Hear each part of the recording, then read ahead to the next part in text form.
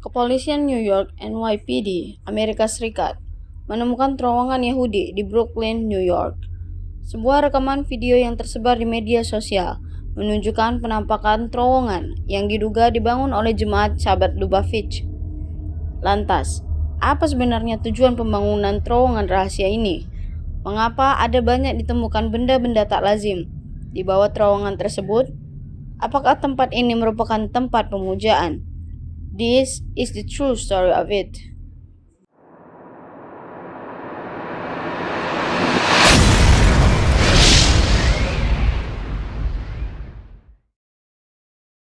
Penemuan terowongan ilegal yang tersembunyi di dalam sinagog bersejarah di kawasan Crown Heights, Brooklyn. Penemuan terowongan ilegal itu juga disertai aksi vandalisme dan kerusuhan antara polisi dengan kaum Yahudi yang terbagi menjadi dua kubu, antara pendukung dan penolak pembangunan terowongan. Seiring berlanjutnya penyelidikan, diketahui bahwa terowongan itu telah dibangun secara diam-diam oleh sekelompok pemuda Yahudi ekstremis yang juga merupakan bagian dari Chabad Lubavitch atau gerakan Hasidik dalam agama Yahudi. Dikutip dari Associated Press, juru bicara gerakan Chabad Lubavitch, Moti Seligson, pada Selasa, Moti Seligson akhirnya buka suara soal kegaduhan yang terjadi di sinagog tersebut. 9 pria didakwa melakukan kejahatan kriminal atau percobaan kejahatan kriminal dan pelanggaran lainnya setelah pejabat New York memerintahkan agar terowongan ilegal yang dibangun berdekatan dengan sinagog di Brooklyn diamankan. Perselisihan yang sudah lama terjadi dalam kelompok Yahudi Hasidik di Brooklyn memuncak ketika sebuah terowongan ilegal yang berdekatan dengan sinagog ditemukan dan diperintahkan untuk diamankan oleh pejabat kota New York.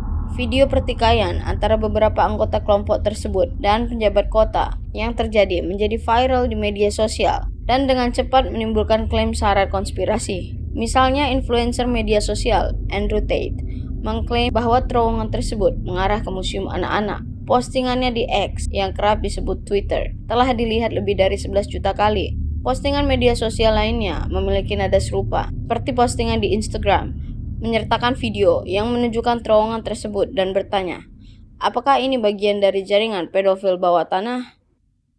Kantor pusat Chabad yang biasa disebut sebagai 770 mengacu pada alamat bangunan asli komplek tersebut. Kantor pusat Chabad sekarang mencakup beberapa bangunan yang berdekatan di bagian Crown Heights di Brooklyn.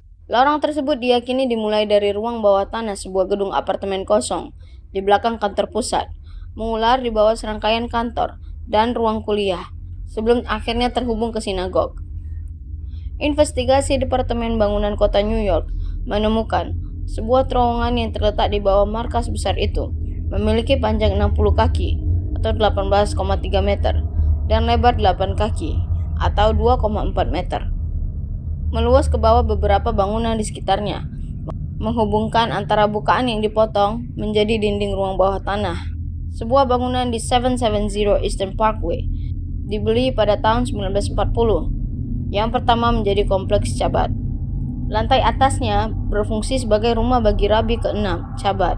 Lantai atasnya berfungsi sebagai rumah bagi Rabi ke-6 Chabad atau pemimpin spiritual, sedangkan lantai pertama menampung kantor dan sinagog utama gerakan tersebut. Mulai tahun 1960-an, kantor pusatnya diperluas menjadi gedung apartemen di sebelahnya, di 784 until 788 Eastern Parkway.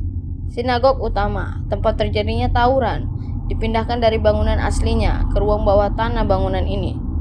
Sinagog yang lebih kecil masih digunakan di 770 Eastern Parkway.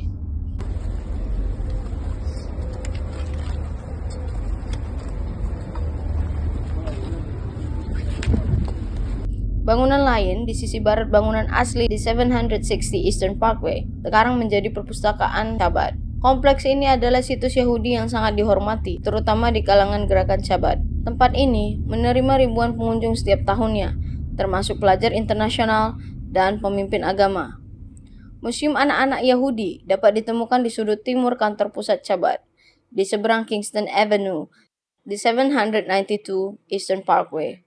Dimulai dengan Jacob Javits Convention Centers di New York City pada tahun 1986 dan dibuka sebagai museum permanen pada tahun 2004.